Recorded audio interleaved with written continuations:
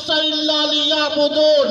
اللہ فرماتا ہے کہ میں نے جنوں اور انسانوں کو اپنی عبادت کے لیے پیدا فرمایا، لیکن جب ہم کائنات کے مظاہر پہ نظر دوڑاتے ہیں، اپنے آپ پہ سوچتے ہیں، تو جس زندگی کو اللہ نے عارضی زندگی کہا ہے، اس کو ہم نے ہمیشہ کے لیے اختیار کر رکھا۔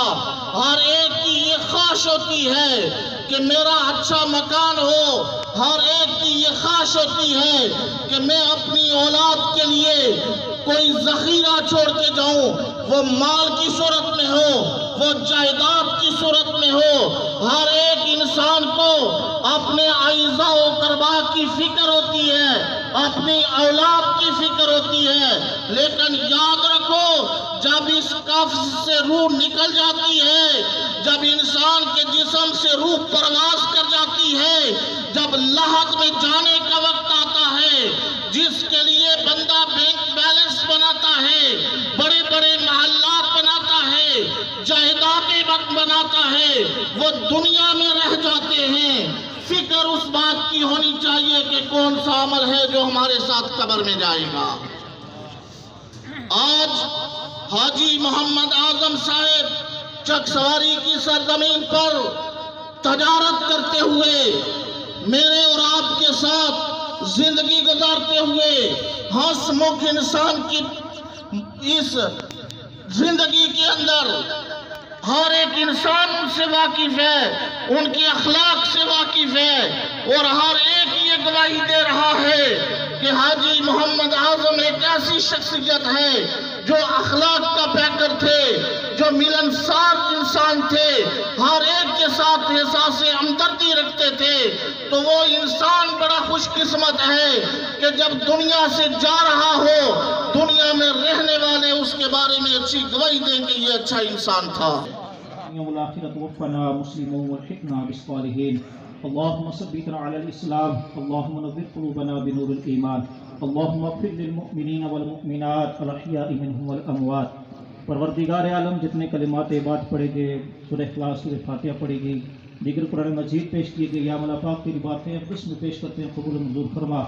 آخر جہاں صلی اللہ علیہ وسلم کی باتیں اقدس میں ہدیتاً تحفۃً نذرانۃً پیش کرتے ہیں، قبول منظور فرما۔ پروردگار صحابہ کرام، تابعین، تابع تابعین، عامل مجتہدین، تمام بزرگان دین کے ارواح کو پیش کرتے ہیں، قبول منظور فرما۔ بالخصوص سارے ذکر اذکار کا ثواب یا مولا پاک مرحوم کی روح کو پیش کرتے ہیں، قبول منظور فرما۔ پروردگار عالم مرحوم کی حشر کی نشر کی تمام مناظر کو آسان فرما، جنت میں اعلیٰ مقام عطا فرما، ان کی قبر کو بقائے نور فرما، عقید و جہاں صلی اللہ علیہ وسلم کی زیارت نصیب فرما۔ یا مولا پاک مرحوم کے صغائر کبائر گناہوں کو معاف فرما، ان کی کامل بخشش و مغفرت فرما۔ یا مولا پاک کائنات کے اندر رہتے ہوئے جو بھی لغزشیں خطائیں ہوئی اپنے حبیب کے صدقے یا مولا پاک معاف فرما۔ یا مولا پاک لواحقین کو صبر جمیل عطا فرما اور صبر پر اجر عظیم عطا فرما۔ صلی اللہ تعالی علی حبیبہ محمد وعلی آلہ واصحابہ اجمعین برحمتک یا ارحم الراحمین۔